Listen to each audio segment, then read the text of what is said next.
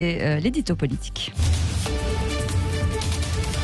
Et c'est avec Natacha Polonier. Bonjour Natacha. Bonjour. Bonjour Natacha, alors que tout le monde craint un durcissement du confinement dans les semaines à venir, votre magazine Marianne titre cette semaine « Jeunes sacrifiés, petits patrons fragilisés, commerçants ruinés, travailleurs précaires oubliés ». Dites donc, leur vie...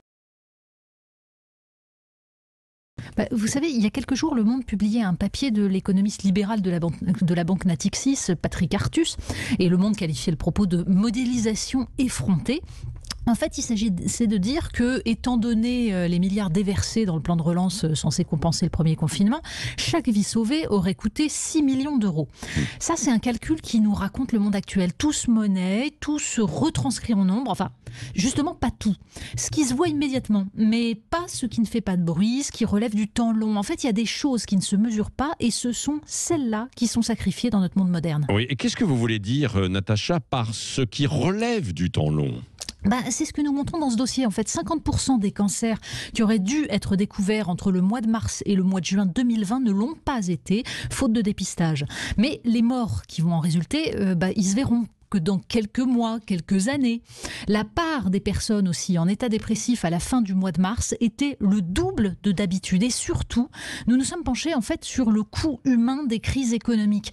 Dans le monde, la crise de 2008 et les coupes budgétaires dans les hôpitaux ont contribué à une surmortalité d'1 demi-million d'individus selon une étude de la revue Le Lancet. Et vous savez que même dans une économie riche, avec une large protection sociale comme le Danemark, une personne qui est mise au chômage voit son risque de mortalité augmenté de 79% dans l'année. Oui, vous voulez dire en fait que la crise économique, Natacha, va faire des morts ? Oui, mais des morts qui ne se voient pas. Ou des détresses psychiques, en plus d'une souffrance collective, d'une destruction des équilibres culturels et sociaux. Alors bien sûr, on comprend que le regain épidémique pousse les gouvernements à décréter des nouveaux confinements, ça se voit.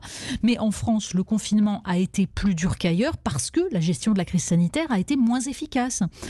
Pendant la première vague, mais aussi pendant la deuxième. On ne sait toujours pas tester, tracer et isoler les malades et du coup, on arrête tout. La vie sociale, la machine économique.